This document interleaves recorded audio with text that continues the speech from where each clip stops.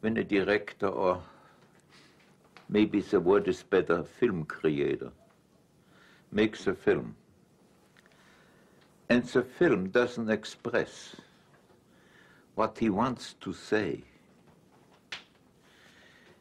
and he needs to give an interview to explain to an audience why and who, he's a lousy director, shouldn't make any films.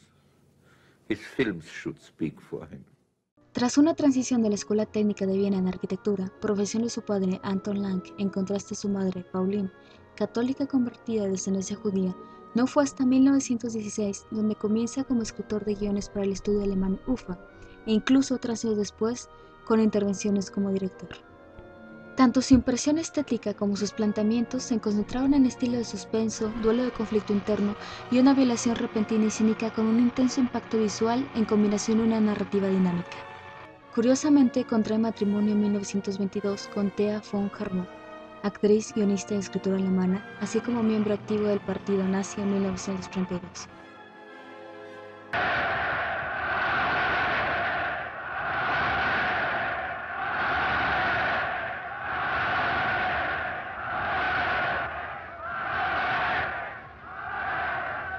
Meine deutsche Jugend, nach einem Jahr kann ich euch hier wieder begrüßen. Un año más tarde, Fritz Lang sostiene su posición ante el nazismo y por ende viéndose obligado a ir a Francia, donde realiza su única pieza francesa, Lilium, de 1934, cuya dislocación dramática, encima de un segundo enfoque humorístico laxo, mal recibido por los connacionales parisenses, reflejan las vibraciones de lo que representa un cambio de país en tales circunstancias. Tras haberle prohibido exponer a Alemania en 1933, la secuela de su película de 1922, Dr. Mabuse el jugador, llamada El testamento del Dr. Mabuse.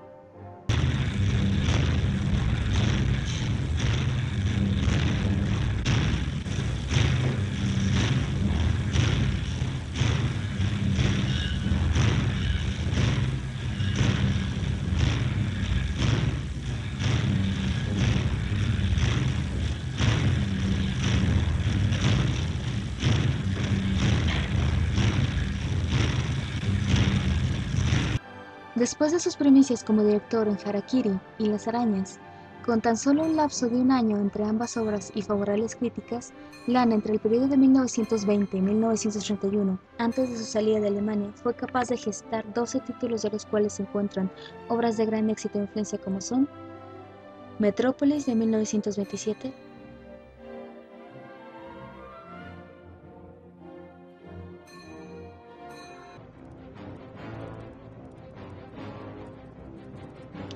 Con una estética impecable, Metrópolis trasciende como una de las mejores películas, muchas que consiguen una descripción meticulosa en mezcla de una atmósfera densa y saturada de contrastes de luz, elevando la cantidad de detalles y la textura de cada cuadro. Los Nibelungos, 1924.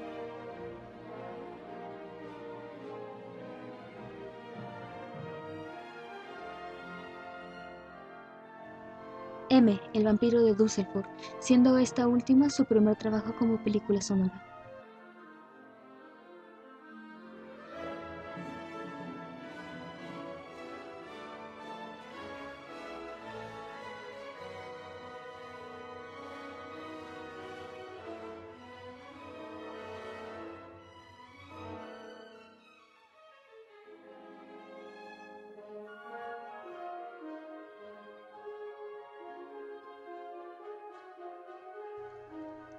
Una vez en Estados Unidos y tras un periodo de dificultades para adaptarse a las normas por distinción de géneros, consigue rodar su primera obra en Hollywood, Furia, 1936, la cual recibe un afable acogimiento, además de una nominación al Oscar como Mejor Guión Original.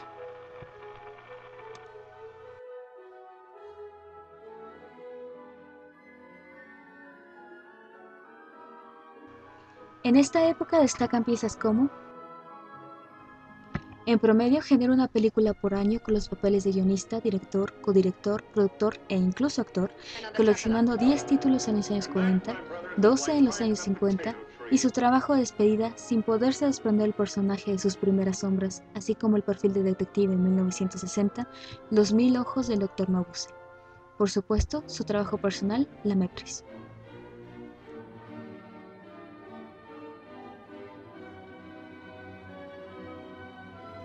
Klein Ruge, nacido en Colonia, Alemania, comenzó a estudiar actuación como complemento a sus estudios de historia del arte en Berlín.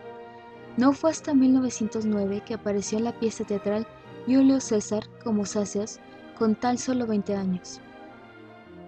Curiosamente, mientras trabajaba en el teatro Aachen, conoce a Thea von Harbou, quien, atraída en su papel de joven actriz con un potencial ambicioso como escritora, se convierte en su amiga y en 1914 su esposa.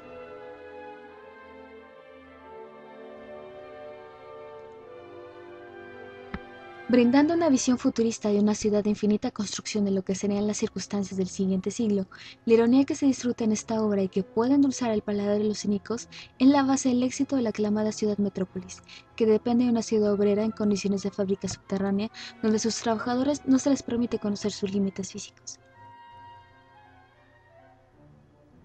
Metrópolis llamó la atención de Adolf Hitler, quien aplicó las circunstancias inhumanas de los trabajadores a la realidad, convirtiéndose en una de las más conocidas inconformidades de Lang, al observar cómo su expresión de posesión terminó ser algo tan tangible. Klein participó en su primera película Das Licht am Fenster, permitiéndole participar un año más tarde en La imagen errante, siendo el primer contacto de los 7 trabajos siguientes con Lang. A pesar del desastre emocional que sucedió en menos de 3 años, Klein continúa trabajando para Lang, siendo el protagonista de la mayoría de sus obras, estableciéndose como su actor característico en la década de 1920 y 1930.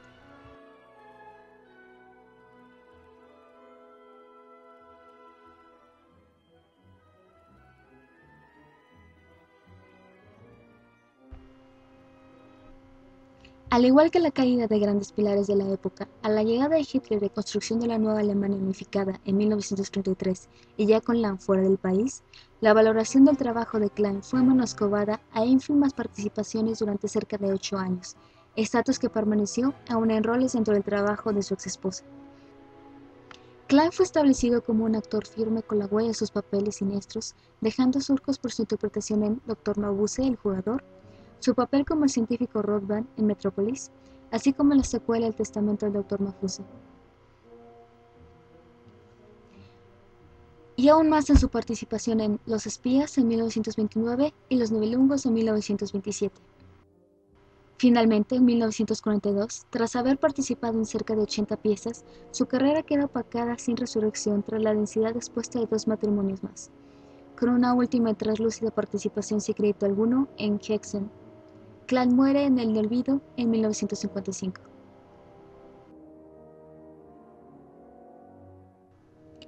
A pesar de sus éxitos en Hollywood, Fritz Lang ganó la etiqueta de director conflictivo al verse irritado por ser obligado a dirigir el trabajo de otros guionistas. Sin embargo, aún de los resultados de sus celulioides americanos, Lang mantiene su gusto por balancear el destino de sus personajes, determinándoles por su propia personalidad, simultáneamente que representa a su amigo, aliado, a la destrucción física moral, lo que destaca desgloses psicológicos, entrelazando el miedo y confusión con la ansiedad como consecuencia de una ruptura personal. Violence has become, in my opinion, a point in a script. It has a dramaturgical reason to be there. You see, I don't think that people believe in the devil with the horns and the forked tail, and therefore they don't believe in punishment after they are dead. So my question was, for me, what are people, in what believe people, or what are people fearing is better? And that is physical pain. And physical pain comes from violence. And that, I think, is today the only fact which people really fear, and therefore it has become a definite part of life.